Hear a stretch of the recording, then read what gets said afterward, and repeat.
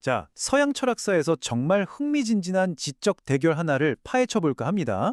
바로 라이프니츠와 전통 기독교 사상이 인간의 영혼을 두고 벌인 엄청난 논쟁이죠. 여러분은 이 질문에 뭐라고 답하시겠어요? 이 질문이야말로 오늘 우리가 살펴볼 거대한 사상적 충돌의 심장부를 꿰뚫고 있습니다. 나는 어디에 속할까 한번 생각하시면서 따라와 보세요. 자, 그럼 이제부터 두 세계관이 벌이는 이 엄청난 지적 전투, 그 막을 한번 올려보죠. 한쪽은 인간 이성의 무한한 힘을, 다른 한쪽은 신과의 절대적인 관계를 이야기합니다. 정말 철학계의 챔피언십 매치 같지 않나요?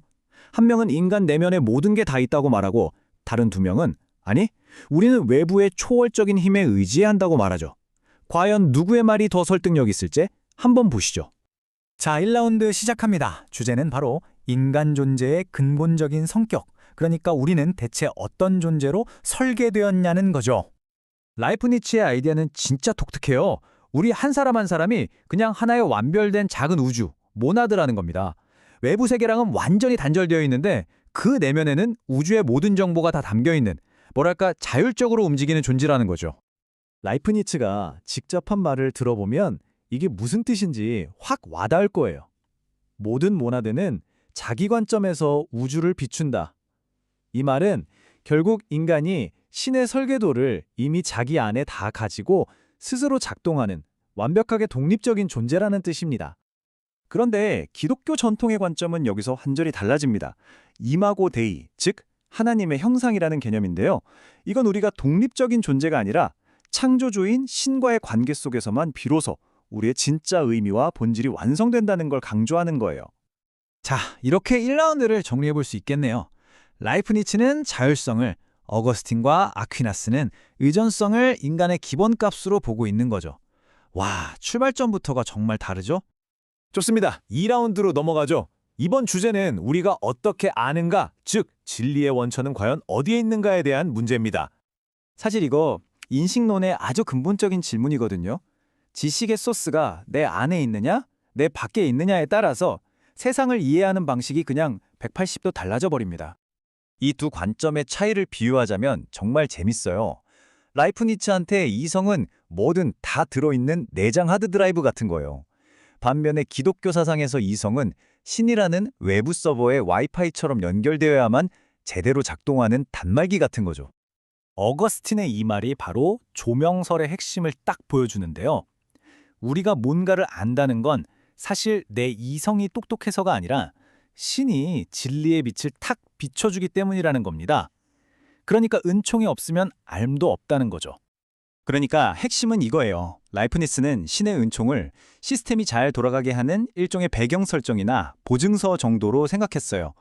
하지만 어거스틴과 아퀴나스에게 은총은 알을 가능하게 하는 실시간 연결 그 자체였던 겁니다. 차이가 크죠? 자, 드디어 마지막 3라운드입니다. 철학에서 가장 뜨거운 감자죠. 자유의 본질. 과연 진정한 자유란 무엇일까요? 여기서 자유를 보는 관점이 정말 극명하게 갈리는 거죠. 라이프니츠의 자유는 잘 짜인 교향곡 안에서 악보대로 완벽한 연주를 하는 것에 가까워요. 반면에 기독교의 자유는 노예 상태에서 해방되는 것과 훨씬 더 비슷합니다. 라이프니츠에게 자유라는 건 결국 이 거대한 시스템의 일부가 되는 거예요. 내 안의 원리대로 행동하는 건 맞는데 그 원리 자체가 이미 신의 의리여서 최선으로 설계된 거죠. 이건 선택의 자유라기보다는 합리적인 필연성에 가깝다고 볼 수 있습니다. 하지만 기독교에서 자유는 내 안에서 나오는 게 아니라 밖에서 주어지는 선물입니다. 스스로는 도저히 벗어날 수 없는 죄의 상태에서 신의 은총이 개입해서 우리를 해방시켜줄 때 바로 그때 비로소 진짜 자유를 얻는다는 거죠. 자, 이렇게 세 라운드가 모두 끝났습니다. 이제 최종 스코어 카드를 보면서 이 세 개의 대결을 한번 정리해 보겠습니다. 지금까지 논의했던 내용들을 한눈에 볼 수 있도록 쫙 정리해 드릴게요. 이 비교야말로 서양 사상사의 거대한 전환점을 이해하는 열쇠가 될 겁니다. 보세요. 이 표 하나로 두 세계관의 차이가 정말 명확하게 드러나죠? 기독교 세계관의 핵심 키워드가 관계와 은총이라면 라이프니츠의 세계관은 합리적 질서와 자율성으로 요약할 수 있습니다. 심지어 신과 인간의 관계마저 인격적인 관계에서 시스템적인 관계로 바뀌어버렸어요. 바로 이 지점이 이 철학적 대결의 가장 중요한 핵심적인 결론이라고 할 수 있습니다. 라이프니츠가 신을 부정한 건 아니에요. 하지만 신을 세계의 중심에서 합리적인 시스템의 위대한 설계자 자리로 옮겨놓은 거죠. 그리고 그 빈 중심에는 인간의 이성을 딱 올려놓았습니다. 이 거대한 전환이 바로 계몽주의와 근대과학, 그리고 오늘날 우리가 아는 세속사회의 문을 활짝 연 겁니다. 라이프니츠 이후 우리는 이성의 힘으로 정말 엄청난 과학적, 사회적 발전을 이뤄냈죠. 이건 분명 우리가 얻은 것입니다. 하지만 신과의 인격적인 관계, 초월적인 은총, 그리고 피조물로서 가졌던 겸손함 같은 가치들은 다 어디로 갔을까요? 어쩌면 이게 우리가 잃어버린 것일지도 모릅니다. 이 질문에 대한 답을 찾는 건 어쩌면 오늘을 살아가는 우리 모두의 몫이 아닐까요? 예? 마지막 프레젠테이션까지 잘 들어봤네요. 예? 꽤 잘 정리를 해준 면이 있다고 보여지는데요. 계몽주의 시대에 이성이 강조되기 시작하면서 라이프니츠 같이 내면에서 발견되는 우리의 이성이 독립적이고 자율적인 능력으로 세상을 이해할 수 있는, 우주를 이해할 수 있는, 신을 이해할 수 있는 그런 요소가 있다라고 확신을 한 거죠. 그리고 그것을 모나드라는 가장 기본적인 정신적, 영적 실체로 표현을 한 거고요. 근데 그것이 가져다 주는 전통적인 기독교적인 관점과의 차이점이 있다면, 전통적인 기독교에서는 인간의 이성이 독립적인 그런 능력으로 신과 자연과 인간에 대해서 알 수 있다라고 보지 않는다는 거죠.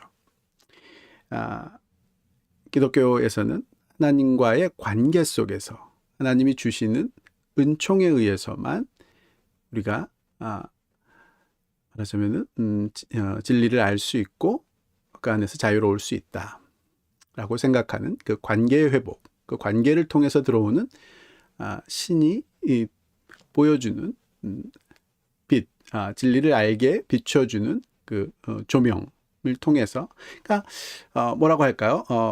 그 전에 있는 프레젠테이션에도 잠깐 나왔는데, 이성주의자들, 합리주의자들에게 인간의 이성은 그 자체로 등불이었다면, 기독교에서는 인간의 이성은 뭔가를 볼 수 있는 눈인 거죠.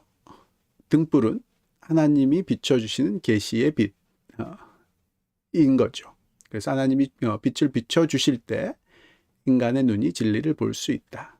그러기 위해서는 하나님과의 올바른 관계, 그것이 가장 중요하다. 뭐 이렇게 생각하는 그 인간과 하나님과의 관계에 대한 인간 내면의 이성에 대한 그 관점의 차이가 굉장히 명확하다고 보여지고요.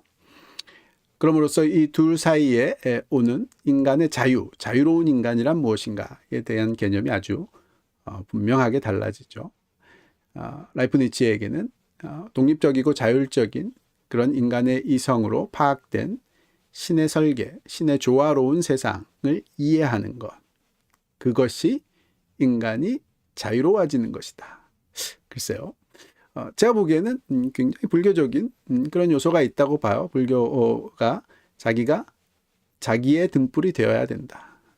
그래서 세상의 이치를 이해할 때 더 이상 집착하거나 뭔가를 더 원하는, 그래서 욕망하거나 그렇게 되지 않고 진리를 그대로 받아들임으로써 뭐 평안함에 이르게 된다. 뭐 이런 이야기라고 보여지고요. 거기에 비해서 이제 기독교의 핵심적인, 전통적인 핵심적인 인간의 자유는 죄로 인해서 하나님과 인간 사이의 관계가 깨어진 그 면이 하나님의 은총으로, 구원의 은총으로 회복될 때 죄로부터 자유로운, 그래서 하나님과의 관계가 유지되는 그런 상태, 그것이 진정한 자유다. 이런 관점이겠죠.